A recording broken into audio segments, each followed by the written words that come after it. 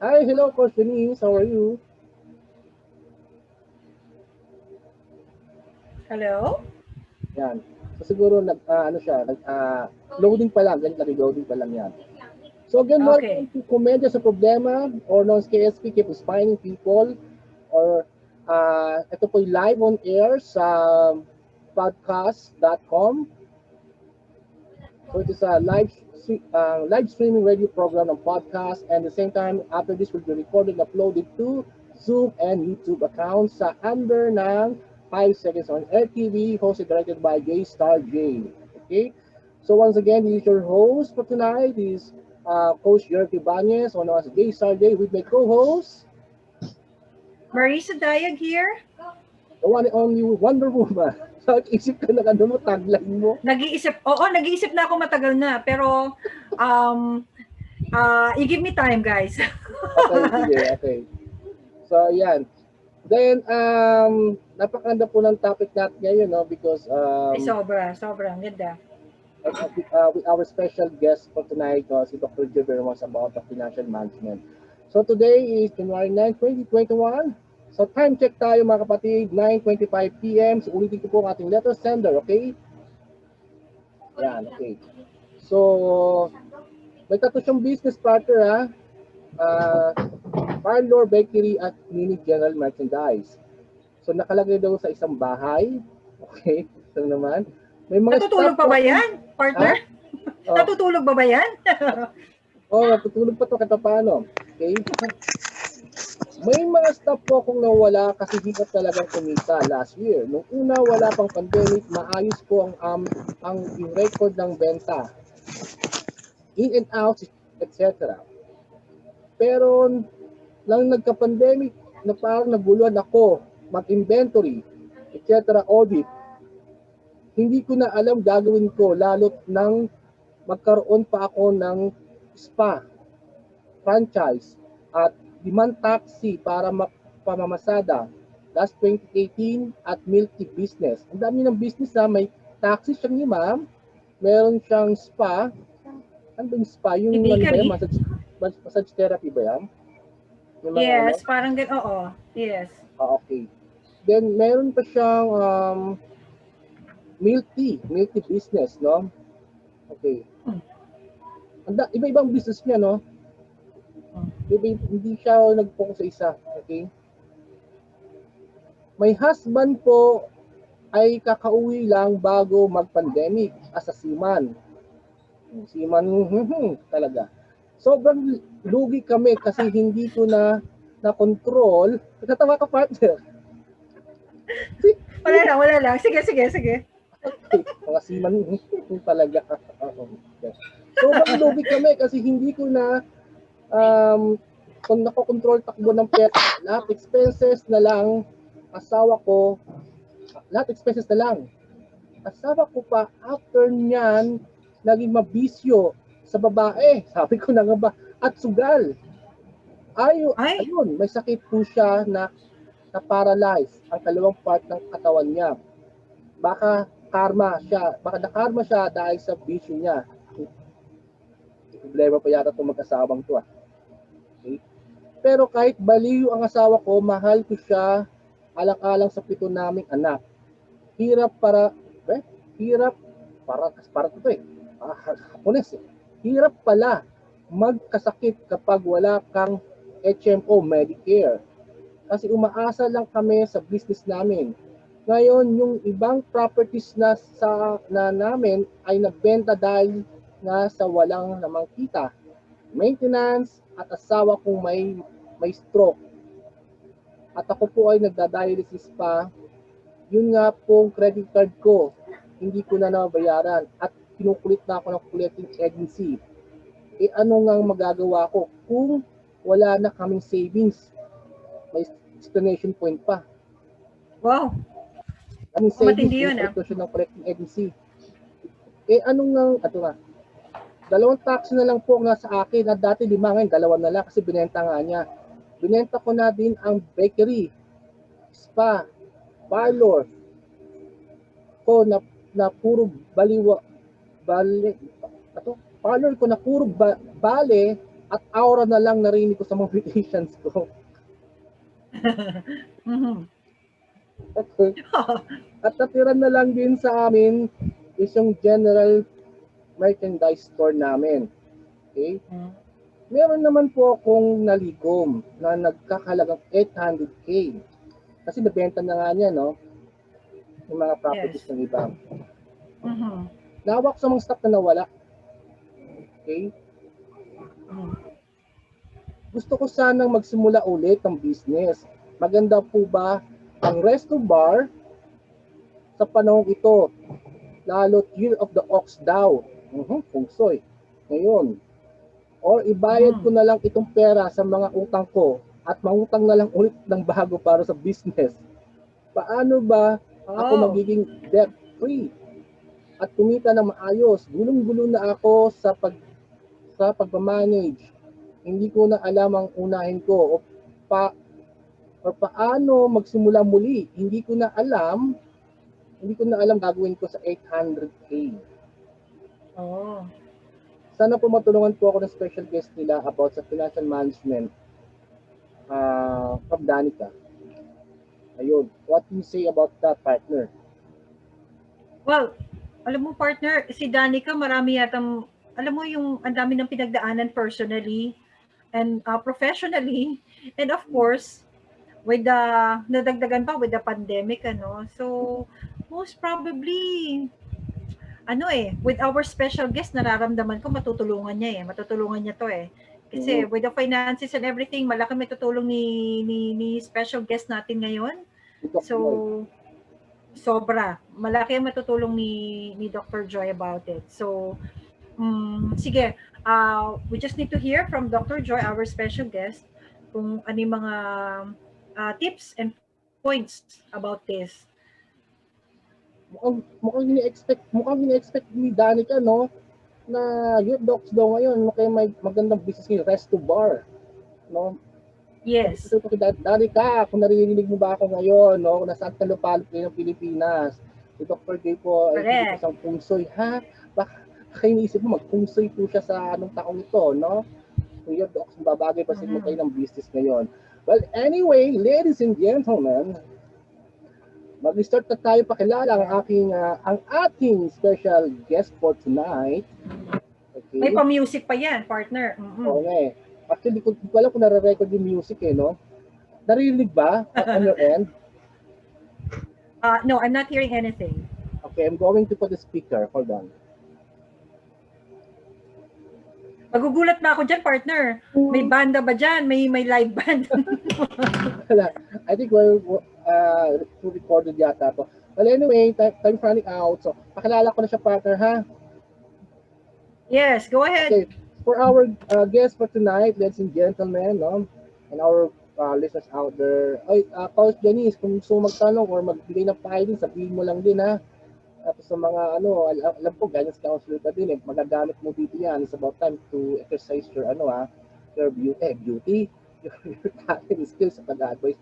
Parang normal conversation na kasi pag ikaw alam ko you are taking also the 5 courses and you are also soon to take the license or certified for coaching level, no, nagamit mo to in terms of financial coaching.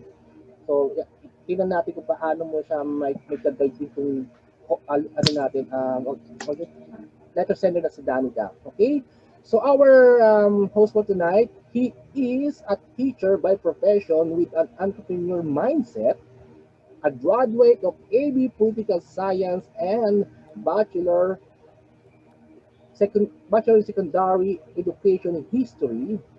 He holds a master's and doctorate degree of public administration, an academician for almost 3 decades, Wow. an undergraduate and graduate school professor, a former department chair and college dean, a former quality assurance manager and auditor of ISO, a former national director of the Association of the Philippines College of Arts and Science, a property consultant, an entrepreneur, a financial educator. He's been an OFW for 10 years, currently working at Prince Sultan University in Riyadh, KSA. Very nice. Ako KSP na no? Oo. And lastly, Dr. Joy is the Senior Marketing Director of the International Marketing Group, or known as IMG. So, ladies and gentlemen, please welcome our special guest for tonight, who could become our special guest, Dr. Joy C. Villahermosa. Let's give her a loud applause. Yay! Hello, Dr. Joy. Kamusta po? Hello. Hello. Welcome, sir. Good evening. Good evening, Philippines. No, so thank you so much for inviting me to be your guest tonight. Good evening, Jericho. So actually, Jericho was my former student in college. Booking. And then Maris Dayag. So Hi, good sir. evening, and also Coach Janice. No, so thank you so much for inviting me to be your guest tonight. Okay, so parang masaya yata yung usapan niya, no? So, although problema ang ating sasagutin. Of course, sir. Sino ba si Dr. Joy? Sinabi niyang problema, pero naka-smile siya. Yan ang gusto Yes. sa professor namin.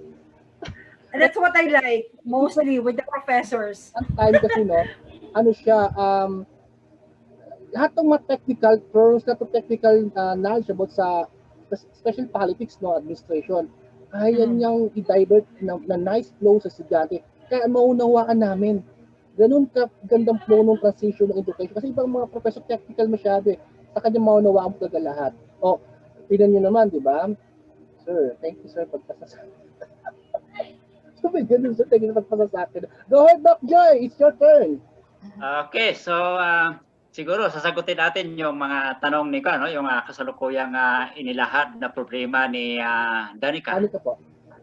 Oo, at saka si Danica, nabanggit niya, nasa West Vicarage siya, no? Hindi po, ako po yung source. Ikaw, Taga-Alabang po siya. Taga-Alabang po. parang nabanggit. Alabang siya, no? Sa Muntinlupa rin si Danica. Okay. Okay, so unang-una, no? So nakikita ko parang ang daming pinasok ni Danica na negosyo.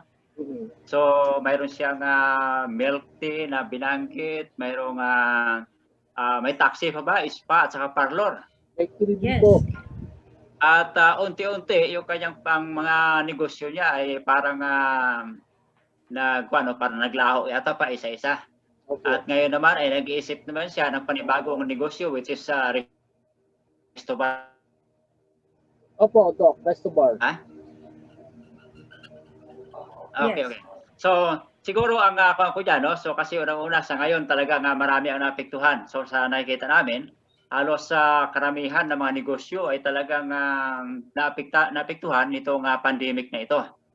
At ang nakikita rin namin, ang medyo nagsusurvive ngayon talaga ng mga negosyo ay ang mga nasa financial industry, no, in spite of the pandemic. So actually maging sa academe, no, na kung saan tayo ay connected, apektado rin yung mga academic institutions. That's true. Dahil nga sa ito, no, sa problema na ito. Dahil ang ibang mga estudyante ayaw na rin pumasok dahil siyempre kapag mga face to face ay ayaw na, no. So yung iba naman ay because of problems in technology ay hindi rin makapagkwento sa pag-aaral nila dahil siyempre kailangan din ng internet connection, good internet connections. Yes. Now with that, so dito naman sa kay Danica, no, na kung saan ang sabi niya ay nagpaplano siya na magkaroon ng resto bar na naman. So kasi unang-una sa aking mga pagtuturo sa mga gustong magnegosyo, ay unang-una ay inaalam ko ano bang kaya niyang gawin. Ano bang skills na mayroon siya. Okay? Kasi napakahalaga sa isang negosyo na dapat bago tayo papasok ay yung sapat na kaalaman. At saka yung technical know-how mismo doon sa papasokin nating negosyo. Kasi halimbawa kung magre-resto bar siya, halimbawa, ang tanong doon may background na ba siya? May alam na ba siya na itong resto bar sa panahon ngayon, lalo pa, no? Kasi ang gusto natin ito ay ma-resolve yung kanyang problema sa panahon ng pandemic na ito kasi hindi natin alam kung hanggang kailan ang pandemic na ito. Okay? At kung sa resto bar, ang tanong ko dyan ay may mga member ba o his family na pwede niyang i-employ na talagang may sapat na kaalaman tungkol sa resto bar na ito. Kasi kung unang-una, kung ikaw ay pumasok sa isang negosyo, at wala kang hindi malawak ang iyong kaalaman, no, tungkol sa isang negosyo na yan, at wala ka ring technical know-how, most likely para kang isang soldier niyan no, na sinasabi natin. It is like a soldier who is going into the battle without enough bullets in his caliber. So ibig sabihin, dapat kapag tayo pumasok sa isang negosyo, malawak ang ating kaalaman at same time, meron tayong technical know-how. Kasi ang purpose ng mga technical know-how na yan is that in the absence ng isang tao na dapat magpe-perform ng isang gawain doon sa kanyang negosyo na nagkangailangan ng expertise or skills, dapat kaya mong i-perform. No? Halimbawa sa resto bar na yan, no? Halimbawa paano ang kanya ng negosyo na yan. Palagay natin kung mayroon ito may mga titimplahin na kung ano mga ingredients na doon sa mga isi-serve nila, so dapat mismo siya ay may alam, no, sa mga components or mga dapat na doon sa isang isi-serve nila na produkto, dapat siya mismo ay may alam. Kasi kung wala, kapag nagkasakit, lalo pa ngayon, medyo iwas tayo dahil maraming nagkakasakit, no? So pagkatapos maaaring mag-absent yan, lalo pa ngayon kapag tayo ay na-detect ng mga ng COVID na yan, even if tayo ay asymptomatic, no, by the company or by the government itself na para ay mag-undergo ng 14 days quarantine. Di ba? Ay what if kung nagkaroon ng 14 days quarantine yung iyong empleyado at ikaw ay hindi marunong kung paano ano ang gagawin mo doon sa mga no? Maaaring marunong ka magpatakbo, kaya lang ang problema ay yung mga technical doon na mga gawain na hindi mo kayang gawin. Di ba? So that is one of the main considerations that we have to consider sa pagnenegosyo. The factors, so, yes. Technical know-how, no? Kasi ang iba naman ay pwede naman papag-aralan. Kaya lang yung technical aspects ng negosyo ay yun ang medyo dapat nating unang isaalang-alang. Okay? That's true. So kasi halimbawa yung ito nga halimbawa kung ikaw ay mag-negosyo ng parlor, o yung parlor na yan, dapat ikaw marunong di mismo mag-ayos ng kilay halimbawa, o marunong kang mag-nail cutter, no? Kung ano man yung mga klaseng services na ino-offer ng parlor mo. Kasi kung hindi, malamang, no, ay pag may mag-absent doon sa mga tao mo, who will serve your customers? Diba? And at the same time, yung mga kakailanganin mo mismo na mga gamit doon, dapat alam mo rin yan. Kasi kung hindi mo alam yung mga halimbawa, yung mga presyuhan na yan, yung mga dapat na bibilhin, no? Ang iba dyan, madalas para sabihin lang, para sigurado, sige, damihan ko na ang bibilhin ko na ganito, no? Dahil nga hindi mo nakakalculate, no, how much will you need, no? So for a certain period, sinubrahan mo, dinamihan mo yung mga binili ng mga pangailangan. Pagkatapos, yung pala, mayroong mga expiration date. Di ba? Or yung mga iba, nabubulok na naman. So, nagkakaroon ka ngayon ng additional na expenses doon. So, instead na tutubuin mo pa, dumagdag doon sa iyong pagkakalugi sa iyong negosyo. So, ano pa ba yung kanyang isa sa mga narinig ko sa kanyang mga plano pa ngayon, parang plano niya mangungutang ulit, no? Mangutang ulit para doon sa plano niya na magpatayo ng panibagong negosyo. Well, sa pag-uutang naman okay yun, no? So kapag kasi at saka yung bad debts. Yung good debts na ito, okay yan, no? Ibig sabihin, kapag nangutang ka na ito ay gagamitin mo para magsimula ng isang negosyo that will give you, no, return of investment afterwards. So okay yun. Pero kung ang kanyang plano rito para mangutang ay para ibayad doon sa mga existing na utang, no, ay matiyak, sigurado ako diyan na lulubog ka pa rin diyan.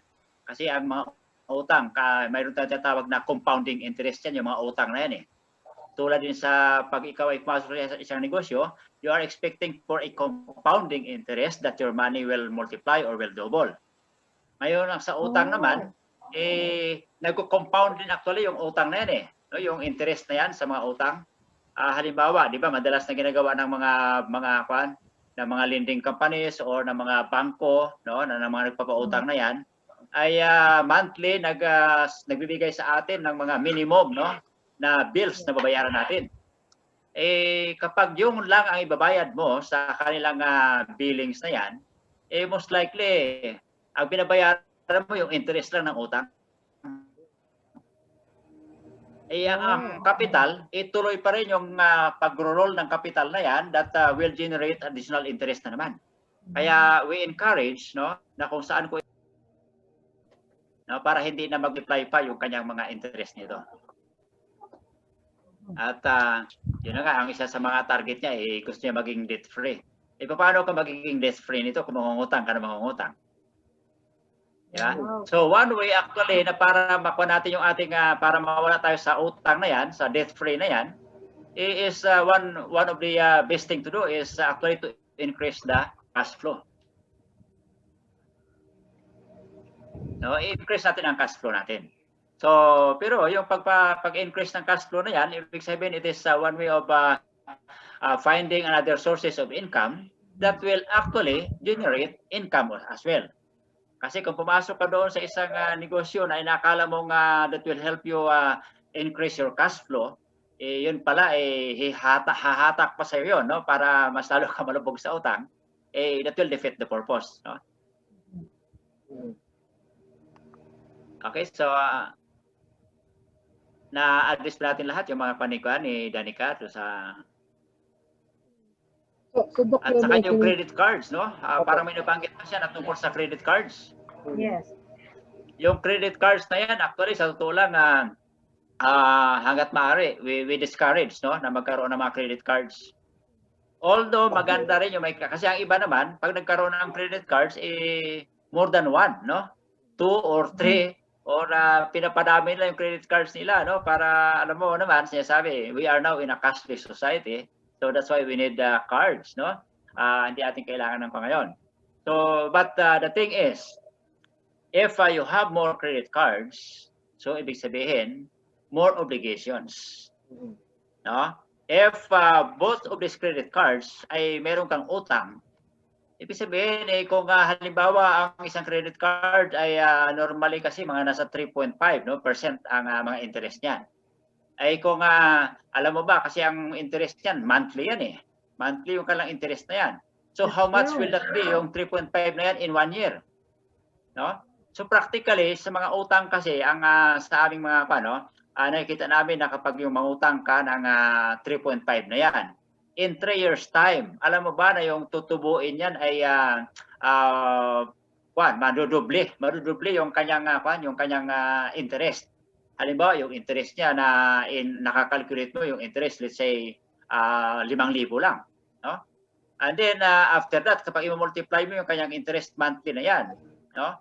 Lalampas pa mismo doon sa kanyang interest na pinag-usapan ninyo, because it will also generate interest, no? Yung interest na yan, so magkaroon ng additional interest pa, no? So nagko-compound yung interest ng mga inuutang natin. Kaya kung tayo ay mayroong mga credit cards, halimbawa na more than one, as much as possible, no? So bayaran natin kaagad, no? Unahin natin yung credit cards na kung saan mas malaki yung na ini-impose ng credit ng mga credit cards provider na yan. So or bayaran na kaagad, no? Bayaran na kaagad. So kasi sa totoo lang kami naging victim din ng mga credit cards na yan. So hanggang sa dati na-settle namin yung credit cards sa Makati no? Pagkatapos wala ka nang kundi bayaran mo kahit na matagal mo nang inutang yon. Dahil hindi mo nababayaran ng buo kaagad, so nag-generate ng interest yan. Can you just imagine yung 3.5 na yan, no? So in a month, so sa 10 months lang kaagad, magkano yon? Nasa 10% na kaagad. Okay? Nasa more than that. So napakalaki. Kaya ang credit cards, maganda yung credit cards, no? Kasi unang-una, ito ay isa rin sa mga requirements, no? Kasi ibig sabihin, kung ikaw ay may credit cards, pagkatapos in good standing ka na nagbabayad ng mga credit cards mo, magkakaroon ka ng credibility kapag ikaw ay mangungutang. No? Pero kung ang credit cards mo ay hindi nababayaran, at dumami na nagkaroon ka ng mga penalty na kung saan-saan marami pang mga iba diyan nakakatanggap na ng mga demand letter, no, coming from the company or coming from the lawyer, no, to settle that amount. Magiging magiging burden pa yon sa'yo sa next plan mo na para kung ikaw ay makakapag utang pa. Okay, so kaya sa mga credit cards na medyo maingat mo tayo. Dok, hindi ba That's a good tip. kaya credit card niya, makukulong ba siya? Sa credit cards, O pag di ka binayaran or makukulong ba siya? Wala siya pambayad, Dok eh. well actually sa mga naman na yan, no, so wala naman talagang nakukulong diyan, no. Kaya lang siyempre kapag ikaw ay nagkuan doon, halimbawa na isi-settle mo pagkatapos ito ay yung nagkaroon ka ng kontrata ulit, no, nagkaroon ka ng kasunduan. So that is the time that you can be compelled, no, doon sa iyong kasunduan na na para makuan ka ng batas na pwede kang tugisin ng batas. Okay? So kasi nga sa ating batas niya sabi na no person shall be imprisoned for a death or non-payment of a full tax. No? So hindi makukulong. But the moment that you will engage, no, into an agreement na kung saan doon sa pinirmahan mo, doon ka makakasuhan ngayon doon sa breach of contract na. Which is punishable by law. Okay. Parang So hindi lawyer doon sa din yung kausap na. pagkautang mo na kundi makakasuhan ka doon sa breach of contract. Kumbaga, sa tingin Doc, ano sa kanya ngayon? Sa 800K, ano ba yung magandang business kayo na pwede niyang pasukin ngayong UT21? So ito actually, no, so sa ngayon kasi hindi naman tayo pong sa expert, no, kung ano yung magandang negosyo. Sa atin kasi ang kinuha natin yan palagi is that ano bang alam niya, ano bang kaya niyang gawin, no? So kasi kahit na kung mag-suggest yung magandang negosyo sa ngayon, pagkatapos lack of skills ka naman sa ganong negosyo, that's useless, no? So ibig sabihin, iaasa mo lahat doon sa mga taong i-hire mo na lang to do the work. Madalas yan kung kulang ang kaalaman mo, marami sa atin ang medyo minsan sabihin natin naluloko, no? O na nagkakaroon ng deception, no, doon sa mga partners niya. Dahil nga hindi mo alam, no? Pwedeng sabihin ko na ganito ang presyo niyan, ganito lang kikitain natin yan, no? Pagkatapos nagkaroon ako ng sa aking pinaka-supplier halimbawa, no? Nausapan natin ganito ha. So pagkatapos bigyan mo ako ng resibo ng ganito pero ang babayaran ko sa iyo ganito lang. Yeah. So at least kung ikaw mismo ay may alam, so walang deception na mangyayari. So can you just imagine kung halimbawa ito ay malaki yung nagiging na nakakat doon sa pira mo. Every time na bumili ka ng mga produkto, every time na mga may kakailanganin ka doon lahat, no? At wala kang wala kang alam Wala kang alam. Pagkatapos itong itong taong inaasahan mo, ayaw rin ibigay sa iyo yung source mo kung saan. Di ba? So kaya dapat alamin ni Danica, ano ba yung kanyang kayang gawin? Ano bang skills na mayroon siya, no? At kung ito ba ay ginawa niya, no? So kasi una ang pinakamahalaga sa totoo lang, dahil tayo ay nagtuturo din ng mga entrepreneurship na mga courses, ay ang unang advice ko diyan dapat when you get into the business, no? When you start a business, you should have to have your business plan. Kasi sa business plan or feasibility study, that is the life, no? That is the life of your business that will direct you where you intend to go. Kapag wala kang business plan, para kang sumisit yan sa isang putikan lang na walang kung pagsisid mo na wala kang makikita. No? So, mas mahirap yun. Parang ganun. Yeah, that's correct. Kasi sa business plan, ay nakakuha niya lahat naka-specify lahat yung mga mo. Ano ba, yung mga needs mo sa business operation mo, how much capital do you need, no? Kasi there are a lot of things that you have to consider, no? So yung mga non-human resources, tapos mga human resources, yung mga operational expenses, marami, no? So napakarami yan. Kaya doon dapat naka-specify yan.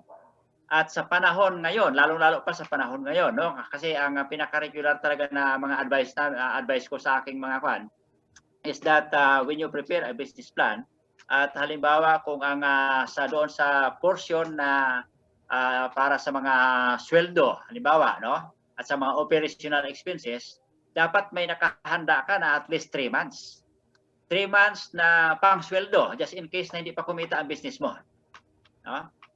How much more ngayon? How much more ngayon? Dahil siyempre medyo mahina, no? Maraming mga negosyo na medyo mahina ngayon. So ibig sabihin dapat mayroon kang mayroon extra miles ka, no? Mayroon kang extra money na kung saan that can sustain the needs of your business, no? To operate in the next at least 6 months siguro. No? So to survive.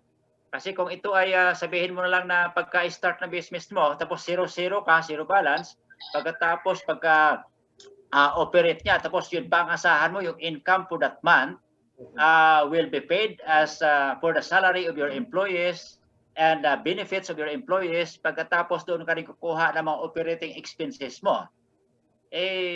Medyo mahirap yon, no? Medyo malabo na sa ngayon, lalo pa. Kaya ang sa business actually, pag nagsimula ka negosyo, isa lang sa mga considerations na ating pinapayo dyan ay yung timing. No, yung right timing to start your business. Halimbawa kung ang business mo is seasonal, no? Dapat mag-open ka ng business mo doon sa season, sa peak season na 'yon. Totoo yan. Halimbawa kung ang business mo ito is good for yung mga panahon ng mga summer. Di mag-open ka ng business mo sa summer time para at least makaka-take off ka agad, di ba? Pero kung mag-start ka ng business mo doon sa winter time na kung saan yung peak season ay summer time, baka hindi ka makaka-recover ka agad. Kapag hindi ka makarecover, tapos hahabulin mo sa mga malamang yan, mangungutang ka pa. So kapag nangutang ka naman ulit to continue your business operation, magkakaroon ka ng additional na problema naman. Sa halip ang problema mo ay pang sweldo lang, pang operational expenses lang. Ngayon, may another problema mo ay kung paano ka makapagbayad ng utang na naman. So nagdoble-doble. Okay. So kaya dapat sa kay Danica, alamin mo kung ano yung yung kaya mong gawin, na kung saan masusustain, no, yung business mo, at kung talagang sabihin natin na kung talaga ikaw ay totally, no, hindi ko alam kasi kung itong mga business mo ay talagang totally nag-stop na ang operation, or ito ba ay at least kahit papaano mayroon pa mga cash flow na pumapasok na para at least makakaalalay pa. Pero kung ito ay totaling walang-wala na, no, at gusto mo magsimula ng panibago dito sa Resto Bar na ito, so napakahalaga na ang dito talaga ay yung skills mo, no? At kasi kung wala kang skills diyan, iaasa mo lahat doon sa mga i-hire mong mga tao, additional expense yun. Lalo pa ang Resto Bar, isa sa mga although sa ngayon, isa sa mga patok yan ng mga negosyo. Isa sa mga patok na negosyo yan. But of course, I would encourage na kung ikaw ay nagsisimula, dapat sa medyo mayroon kang extra money to sustain. Kung talagang ikaw ay walang expertise, no, kung wala kang expertise doon, wala kang skills doon sa business na yon, mas maganda diyan kung mayroon kang clearance, no, mayroon ka pang pera, extra money to sustain the operation for the next few months. Pero kung wala, iaasa mo, sabihin mo na first month, kikita ako, no? Na gano'n. Pagkatapos yun ang gagamitin yung pang sweldo, pang operational expenses, walang guarantee yun. Doc, I have a question though. Yes, Maris. Doc, for example, with this pandemic, what's happening with the pandemic now, is it a good idea to have a small business or a big business, and paano niyo po yun, sir, is it a good idea to have a business, big po ba or small po? Okay. So actually depende yan no? Depende sa iyong capitalization. If you have big capital, so you can start a big business. Kung medyo small capital, wag ka muna magpasok doon sa mga big business na kung saan pag i-operate mo, mangungutang ka. No? That's true. Mangungutang ka, nag-start ka, tapos mangungutang ka pa ulit for additional, no? Para okay naman siguro kung sakali at least kung big business yan siya, ang pinaka-nature niya is big business siya, but you can start small. So meaning, parang little by little, no? Ikaw mo na siya, i-expand mo lang. Little by little, i-expand mo. So, base doon sa ma-generate mong income, doon sa kanyang kinikita. Pero kung halimbawa, big business, pagkatapos ang capital mo kulang, pagkatapos on its first few months of operation, doon mo pa iasa, no? Yung pagpapalaki nito, I mean, isasabay-sabay mo, medyo mahirap yon. So, at least siguro, depende kasi, no? Depende. So, mayroon naman kasi mga business na maaring small capital lang, pero malaki yung gain. Mayroon mga business naman na malaki yung starting capital, maliit naman yung gain. No? Pero naman, depende yon kung ito may ang business na kahit na maliit ang gain, pero ito ay pang lifetime naman. So, okay lang. So, halimbawa, I am referring into yung mga real estate, no? Itong mga, let's say, apartment. Ang apartment na yan, big capital ang kailangan dyan. No? Maaring yung kanyang gain ay hindi ganoon kalaki kaagad, but it can withstand, no? So doon sa mahabang panahon. At it can give you a lifelong, no? A lifelong income. So malaki ang capital kailangan noon. Pero yung return of investment, dahan-dahan, pero in the long run, no? Kaya kang buhayin habang ikaw ay buhay pa. So may mga business naman na maliit ang kailangan kapital, pero yun na nga, medyo hirap din, surviving din yun. Okay. Okay, so depende sa kwan, depende. So pero kung talagang ang kuwang ko diyan magkano ba yung kapital na pwede mo ilalabas ngayon, no? At anong business ang pwede doon sa kapital mo? Kasi if you are aiming for a big business, pagkatapos ng kapital mo maliit lang, no? Pagkatapos umutang ka pa ng umutang, tapos sa ngayong panahon na ito very uncertain yung ang sitwasyon natin. Hindi natin alam, no? Although siguro I would suggest siguro kung talagang may pira ka pa, at siguro ang isa sa mga pinakamagandang negosyo actually na kinuha namin itong yung sa financial industry. Financial industry. So ibig sabihin, itong pumasok ka sa kung hindi ka naman talaga nag-apura doon sa kikitain mo agad-agad, no? Isa financial industry ka. Ibig sabihin, pwede ka mag-start ng small capital doon sa mga sa stock market or sa mutual fund. Kasi diyan sa mga stock market sa mutual fund na yan, let's say kung ang plano mo, mga after 1 year mo kakailanganin ang pera mo, after 3 years, after 5 years or more, no? Isa sa pinakamagandang isa sa pinakamagandang investments. So, pero kung outright ang income, doon ka sa mga dito ka sa mga supermarket, sa mga food businesses na yan, kasi outright yung income diyan. So, outright yung pera. Ibig sabihin, pag inopen mo ngayon, maaaring may hapon, may pera ka na kagad, no? Pero ang tanong kasi, so kung ito sa mga food business sa ngayon, ay kung titingnan natin, no? So, hindi ko kasi alam yung dyan no? Kasi dito kasi nung umuwi kami dyan, no? Kasi kakabalik lang namin sa Saudi, about 2 days ago, ay hindi... Sa Riyadh po kayo ngayon? Nasa Riyadh na. Okay. Kasi nung umuwi kami dyan about for 1 month, no, nandiyan kami ng the whole of December, ay nakita ko yung mga sa mga food business, hindi tulad ng dati na talagang dinadagsan ng tao na punong-puno. Yeah. No? At kasi ibig sabihin kung dati ay yung mga tables, mga upuan doon sa mga food business na yan, punong-puno palagi. Sa ngayon kasi, limited ang number na tao na makakapasok. No? So, ibig sabihin, expect mo na kung ito ay 100% yung full capacity mo palagi, ngayon 50% na lang yung capacity na ma-accommodate mo, no? in a given time or hour, no? Habang kumakain yung mga customers mo.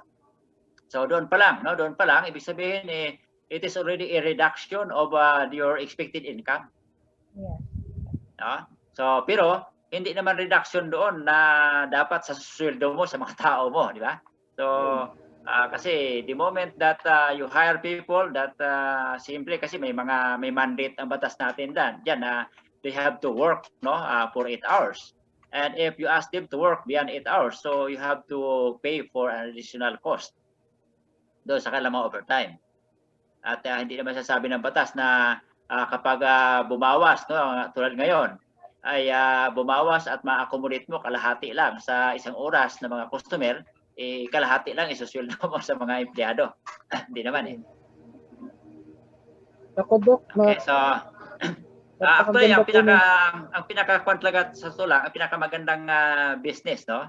Sinasabi nga nila palagi, pinakamagandang business daw unang-una, yung showbiz business at saka yung financial industry business. Yung showbiz naman kailangan naman ng mga beauty tulad ni Maris siguro, no? So gano'n. Kami kaya ni Jericho, pwede kami doon sa showbiz? Hindi, tanong ako nga po, kasama ko doon. Okay, kaya nga ang sa akin, di ba? Kasi alam ko hindi ako pwede doon sa showbiz, no? Kaya naging professor na lang tayo pagkatapos naging financial educator. So sa financial industry na lang tayo.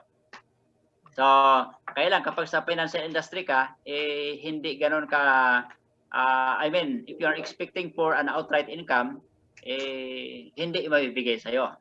Kasi nasa long term ang financial industry. So, kung may target ka na after 1 year, pwede pa 'yon. 3 years, 5 years or more, mas lalo maganda kung long term ang iyong investment. That's good. Yeah.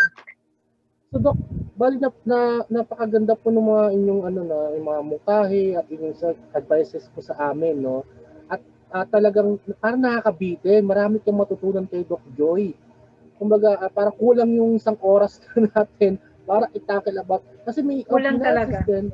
Parang may it's all about parang may business management din saka people management and yes. Saka yung sarili mo din, how you going to manage it, how you discover manage yourself. Kasi sabi nga ni Doc, it relates to sa skills mo at talents mo, doon mo pagyayamanin yun. Depende, hindi naman basta tira ka ng tira, kung ano gusto mo, ito na kagad. Depende rin pala sa interest mo. Sabi nga, di ba, interest plus passion equals skills. At skills equivalent to a profit. Tatama po yung Doc. Doc, we're going to end now our program within 5 minutes. So, kasi baka mag-overtime tayo, hindi Zoom record natin, hindi kakayanin. Doc, last words na lang po, or do you like to promote something? Tapos, Doc, invite ulit namin kayo, siguro longer time, para discuss about a mutual fund. Narin kay Doc, mayroong suggestion sa mutual fund, no? And about kung paano talaga natin ma-establish yung strong foundation natin sa ating finances, no? Then maybe you could discuss that on internal matter kung paano natin either workshop ba yan, seminar, no, in a group of many people. Because as of now, actually, this is the first time that we have four pumasok sa ating podcast. Last time kasi isa lang. Ngayon, 4 na siya. Sabihin, pag maganda tong topic natin or napaka-interesting topic natin, ang daming papasok pala. I think these persons are from other countries, no? And then, pag na-post po to sa YouTube at na-post po to sa Facebook at recorded the Zoom natin, tsak yung maraming makikinig po dun sa mga suggestions nila or advices nila, opinion about sa financial management. And after we gather those people, baka magkaroon ng part 2. But it's more on workshop. Then we could tackle about yung agreement na natin. Either magpa-workshop at seminar tayo. Kasi napakaganda, kulang Then we could provide certificate na rin sa mga audience at sa kasenyo. Kasi this program, Doc, is on talk show. Kumbaga, thank you so much po at pinundakan po ninyo aming interview sa inyo. Nakakabitin talaga. Sobrang nakakabitin. Kumbaga, nabitin ako, partner. Nabitin talaga ako. Ang dami ko natututunan. Promise. Maraming question maraming sa doktor na itong kausap natin, marami siyang may share sa ating strategy sa buhay. How to debt-free, how to have good business, how to overcome pandemic versus to have a new business, new life, for this 2021. Di ba, Maris? I can listen all night. Promise. Kaya ko makinig. Pero kulang na kulang talaga. Nabitin ako. Okay, Doc, Nabitin talaga ako. for last words lang po, do you like to promote something about your either company or something that could help us? Okay, so thank you again so much for this opportunity, no? So sa akin kasi I devoted my time dito sa pagiging aking financial educator, no? So in the past few months, especially at the beginning of the pandemic, so nag-focus na ako. So I'm giving at least 2 hours of my time, no? Educating people. So actually, libre naman yung aming binibigay na mga lectures na ito, no? So like for example, that the first thing that we do is that we are teaching everyone how to build, no? Unang-una is how to build a solid financial foundation. So gusto ba natin na ma-build natin yung solid financial foundation? Siyempre. So kasi karamihan sa atin is that we are building, no, our financial foundation in a wrong way. So mayroon tayong pinatawag na the right way of building, no, a financial foundation. Like building our financial house, no? Parang ganoon. So maging kami dati, no, so yung pag-build namin ng aming financial foundation medyo weak no. So na kung saan iba yung inuna namin. So anyway, so I can discuss deeper on that, no, sa next na session natin. Yeah. And then also doon sa I can also give you topics about let's say about healthcare, about health, no? Kasi una yung health natin is I love that. Primary importance. That's good. Yung health natin is of primary importance actually, no? So because everything follows if you have a good health. But if your body is weak, no, if you are sickly, and no one can guarantee when you get sick, no, for your hospitalization, medyo mahirap yun. Kasi nga, sa totoo lang, especially if we are getting older, so mas malaki ang expenses, no, kapag hindi natin paghandaan ang ating ang tinatawag natin yung sa health natin. Magandang topic yan. No? Magandang topic. Yeah. Correct. Ito nga, sabi namin palagi na kung sa ngayon daw, kung ikaw ay bata pa, halimbawa, no, ay inuubos mo na ang sweldo mo. Sa pagdating kaya ng panahon, kaninong sweldo naman ang uubusin mo? Correct. That's true. Kaya actually, so we have a lot of exciting topics no, na matutunan dito sa ating kapag kung ako ay may invite niyo pa ulit sa sunod, no? So I can even talk specifically on specific topics like for example, no, sa healthcare na 'yan, itong sa mutual fund na 'yan, no? And the right way of building a solid financial foundation and a lot more. So marami tayong pwedeng pag-usapan. Thank you po. Thank you po. Ayun, Doc. Yan partner Napakaganda, no. So Doc, thank you so much po for your time. Then yes, at hindi pa lang po itong time na to, and hopefully pag narinig na itong parang into pa lang natin, patikim pa lang natin to about sa financial management topic natin, marami nang maiingit dyan at magjo-join na sa atin. At sasarado ko na next time ang ating Zoom, at joke lang. Kung gusto natin dyan, joke lang. Kasi bitid lang to. Ayun. Then we could have another session with you, Doc Joy Hermosa, para mas marami tayong makakatulong. At alam ko na rin narinig ko rin sa viewers, no, and listeners out there, no, na advocacy niya more financial sa health care. Di ba, partner? Yes. So, asahan po namin yung Doc muli So, thank you so much for your time po. Sure. Opo. And huwag po kami sasawa sa amin sa kakulitan namin ni partner Maris, Doc, Ganito lang po talaga actually, kami. Ganito rin, no? So if you also want, no, so you can also join in my training schedules, no, sa Zoom din. So just let me know kung may time kayo, no. So I can share with you my our Zoom link that you can enter at any time. Kasi ang namin naman is that I am not the only speaker, no, sa grupo namin. So especially on weekends. Pa-share po, Doc, sa sa Messenger, tapos i-share namin sa group din namin, baka interesado rin po sila. Yeah, that's correct. Okay. Pag-usapan natin po yun. Sige, Doc. So thank you so much, Doc, for your time, and have a great day. Any few words kay Doc? Okay, so I think the last thing that I would like to share is that when we do something, no, so we have to remember yung sinasabi ni Kwan ni Stephen Covey, yung kanyang second habits, no, second habit of his 8 habits of highly effective people, yung sinasabi na begin with the end in mind.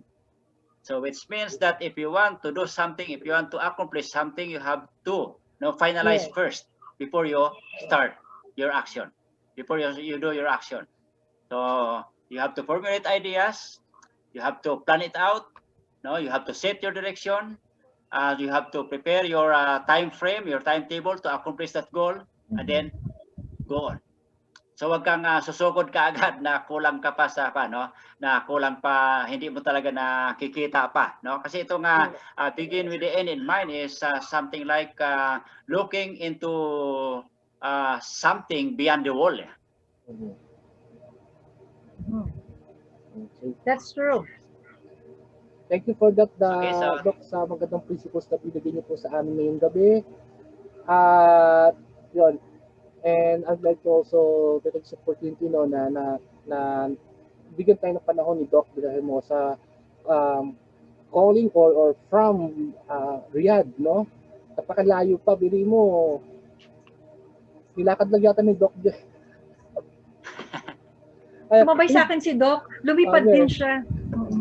Nakita ko kay Choro, Ma'am Maris, itabalok kong bigla. Tumulpot ko sa Zoom no? Parang kausap lang kita kanina, tumalon lang ako, I'm here. Gusto ba? Sunod hindi na Zoom, teleportation na may invento ni Ion Tax ba yun? Well, Doc Joy, thank you so much for your time. Thank you so much. God bless you. Okay, And so appreciate for your time Jericho, po. thank you, and Maris, thank you so much for Thank you, the Doc. chance of being your guest.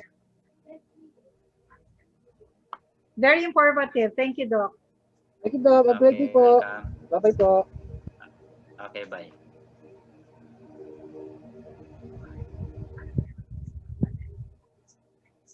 Okay. So yun, Ma'am Maris, no, na ano mo, na ganda ng mga message ni Doc, no? Sobra. Uy, 6 na. 6 na yung, 5 na pumasok sa atin, no? 5 na. Kanina, 4. Well, anyway, so napakaganda kasing topic natin sa financial management. So, Ma'am Maris, do you have any last word? Do you have any last advices or sa mga kay Danica or sa ating televiewers ngayon sa financial management? Danica, ang ganda ng sinabi ni Doc kanina, no? Pero ang nasabi nga ni partner kanina, parang ang dami pang pwedeng pag-usapan. Marami pa palang factors like the business side of it, yung locational, yung ganun. So sana sa next meeting natin, sa next topic natin, maging detalyado siya para maging meaningful pa lalo niya may apply ni Danica kung ano yung mga sinasabi ni Doc kanina. Kasi nagkulang lang talaga tayo sa oras. But anyway, with this financial management, of course, marami tayong natutunan po with Doc. Thank you so much for the next topic po, Doc. Sana maging detail po kasi ang dami ko rin talaga natututunan, partner. Sobra. Ang galing, ang galing. Ang galing talaga. Correct, partner, no? So before we end up po, I would like to share, syempre, kasi we're part of the iHealth coaching and business solution. Ano nga part ka-graduate natin kanina, no? Marag din si Lolo mo from graduation, from full-time job, then in our itong advocacy natin for helping others din sa ating sa programang ito, no? So by the way, I would like to invite everyone, no, for those aspiring to be a life coach or to be a certified coaches na makatulong advocacy, at you know what, this could be your other profession or skills, no? Actually dito sa pagiging certified life coach ko po, I earn na rin, no, kumikita na rin po ako dito as parang kitag natin siyang consultant o advisor. So may mga online clients po ako na who could help them and gain through consultation, counseling, and gain parang profitable na rin sa makatulong during this pandemic time while you're working at home, no, you don't need to travel, no. So while learning, you're enjoying this course, and also it could be healthy to be profitable in other ways, no. So ito po yung mga courses natin sa iHealth. So Ma'am is also one of the students for iHealth. Me, I'm also one of the students of iHealth. I have still 4 courses na tatapusin ko pa. That is digital course and inspirational motivational speaker, the master coach level, at saka yung facilitator coach. So apat pa yan. So I think mga February pa ako makakanggap at matatapos ko lahat talaga. Pero each course po pwede nang gamitin sa skills. Kasi para siyang test, Correct. di ba, skills pwede mo apply kahit Yes. saan. Yes, yes. Ikaw, Mars, ano bang ano mo? Alam ko may test ka rin eh, di ba? Alam ko natutulong sa ano natin, di ba, sa mga, sa HRM, ganun tuturo ka sa atin dati nun eh, sa mga hotel. Yes. I also trained customer service kasi way back. So, yun yung mga ganun. So, I think, partner, na this is a good year to start with this kind of certifications eh. Just the business side of it, kasi parang kikita ka pa rin eh. Pero just to get your year right po, please do enroll with this training certifications po. Sobra nakakatulong siya. So this our courses na available sa iHealth. So we have certified life skills and self-discovery coach, leadership performance mentor, high impact inspirational speaker, corporate and business skills trainer, sales and marketing consultant, video and course creator, life skills and self-discovery master coach, life skills and self-discovery workshop facilitator, family and relationships counselor, financial planning professional, entrepreneurial management practitioner. Ang dami pa. Hybrid na naman ako. Gusto ko naman kumain ng kape, na buhay. Ang daming courses. Very affordable, sobra. Yes. So if you like to be our student or to be student of iHealth, don't hesitate to call us or email us. Binigay ko po sa inyo and we will accommodate you anytime, no? Para ma-assist namin kayo kung paano mag-enroll sa iHealth. Napakamura. Alam ba Maris, no, partner? Example, yung 3-in-1 self-paced, di ba? Sa atin, dati nakuha natin nas promo, mura lang, di ba? Yes, sobra. Mumura pa ko lalo. Magugulat po kayo. Ngayon, tatlo na lang siya, pero napakaganda po ng programa. No? Mamimili lang po kayo kung anong gusto yung specialization. Ngayon, alam niyo ba, 600 pesos siya, yung kinuha kong live ko sa US, sa isang online courses din yun, alam magkano po yun? Sa 4,000. I spent my credit card on that 4,000. Yes, that is one course lang yun. That is certified career fast track career coach. So more on career siya. So dito ang dami na. Hindi lang siya career. Minsan naman kumuha pa ako ng course na sa US na NLP or Neuro Linguistic Programming at that's additional 2,000. So 5,000 po yung na gastos ko sa US online kasi we need this as a graduate in psychology. Kumbaga, we need this program. How can able to enlighten those our patients or our subject or our tataglag sa namin siyang client, no? Kasi kailangan namin program na yun. Pero sa iHealth, sobra, no? There's more at matuturuan ka kung paano pang parang in line of business side, no? Kaya to know more about iHealth, don't hesitate to approach us, contact us, Maris, my partner, or me. So Maris, partner, magtatapos na po tayo. Okay. Yes. So any, commercial ba or ano ba dyan? Payo, wala na? No need na. So, wala na siguro kasi nasabi na lahat ni Doc eh. Parang parang dun pa lang, parang sulit na ako eh. Parang nasabi na niya lahat. But anyway, on my side, yun nga, Danica, I hope we help you in any way. And if you have any questions, you know where to contact us. You can email us. You can get in touch with us with our mobile number. So I hope nakatulong kami. So what you waiting for? Subscribe now. Click here. Right now. Subscribe. Parang no? Click the thumbnail. YouTube, no?